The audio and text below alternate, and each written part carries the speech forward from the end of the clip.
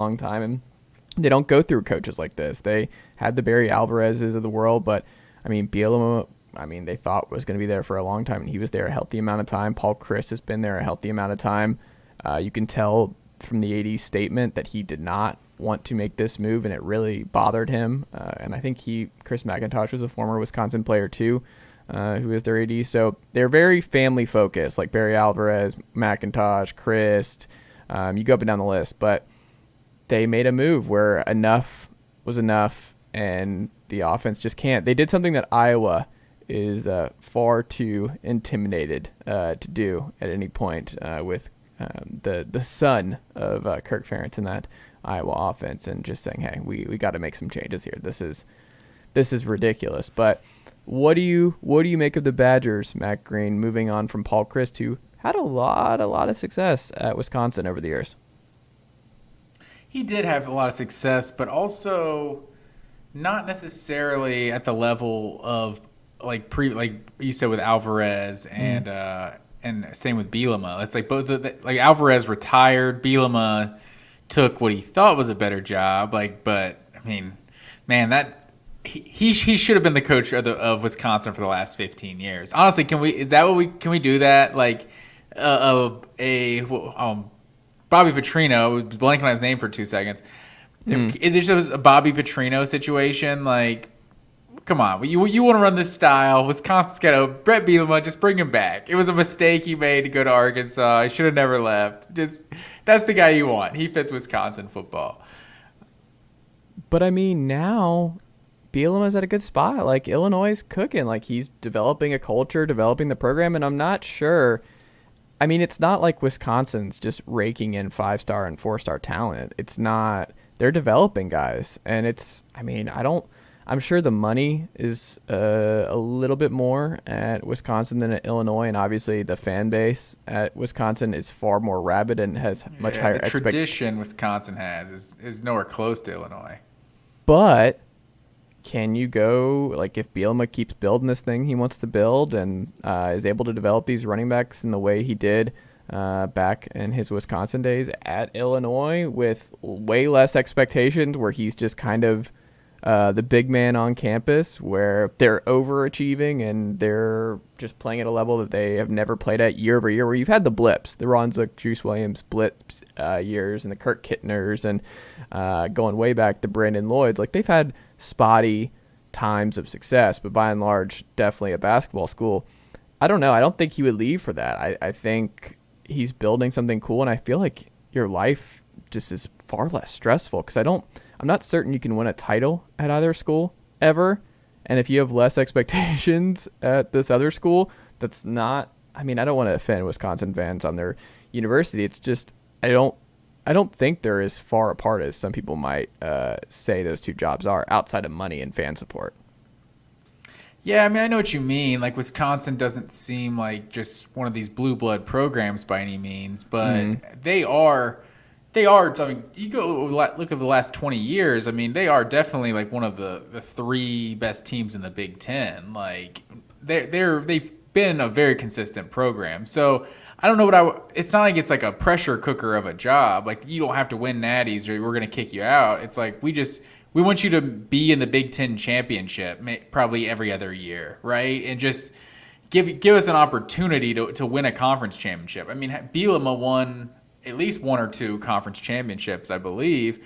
Alvarez, I'm sure, won several. But so Wisconsin, it doesn't seem like a program that has unrealistic expectations. It doesn't seem like a Nebraska necessarily, and they also haven't been nearly as bad as Nebraska. They have, like, while they might not get like 5 stars and things like that consistently, they do have like a brand of like an identity as a program, that they do get big time offensive linemen. Like, yeah, they might not be recruited 5 stars or whatever, but they put linemen in the NFL, they put running backs in the NFL. Like, they have an established identity. Is it good enough? Is it better enough than Illinois to, like, root up what you're doing and go take a program that's not where they want to be right now? That remains to be seen. But I feel like the ceiling of Wisconsin, I think, is definitely higher than Illinois. It's interesting because Jim Leonard now, I think, is going to get a real shot to prove he can just take over and just hire an outside OC that revamps this offense. I mean, his defenses have been top 10 year over year. Like, he has really, really developed and kept that thing humming on that side of the ball. And obviously a former player and well-liked, and that'd be a popular hire, I'm sure. And the next 7 games, so they've played 5 games, right?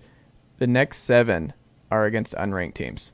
So Wisconsin, I mean, yes, you fire the coach now to get ahead of things a little bit. I'm curious, though, too. You mentioned Nebraska.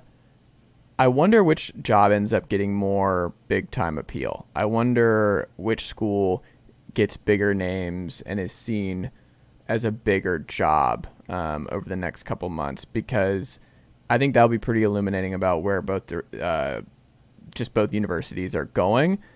I also will throw this out there. There might be a bidding war. Bruce Feldman threw this out here yesterday or this evening. Lance Leipold is from Wisconsin. Lance Leipold, obviously undefeated at KU. Didn't he coach at like one of those small Wisconsin schools? Yeah, Wisconsin Whitewater. Yeah.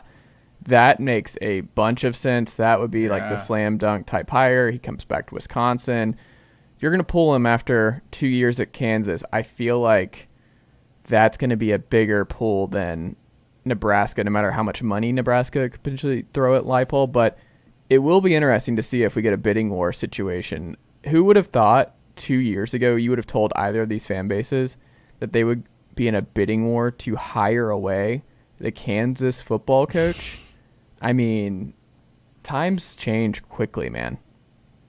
Yeah, for sure. And I think you said the number one thing. It's about the money. There's this perception that Nebraska has a whole lot of money and they can, they're going to throw something at the next coach. And so that's how they're going to land, some name out there. But maybe Wisconsin, like, we might be underselling it, that, there's this national perception that, they're down just like them in Iowa. Oh, yeah, they're down just winning 9 games every year and going to a New Year's Day bowl, and then everything's fine. And so maybe Wisconsin is sitting here like, we were playing in Rose Bowls with Brett Bielema, with Barry Alvarez. Like, we need to at least be playing in Rose Bowls again. And maybe they are a big time tradition. Like, it's hard to know when you're ranking the programs, like top 20 programs. There's like so many teams really that have maybe better resources, maybe better proximity to where more of the 5-star talent is coming than Wisconsin. But if you're ranking programs just winning percentage success over the last 20 years or so, Wisconsin is right up there, top 10, top 15. Like, they've been a very consistent program. So this also doesn't seem like the huge rebuild that something like Nebraska would be. I would agree. And then another Midwest school opened up today, Carl.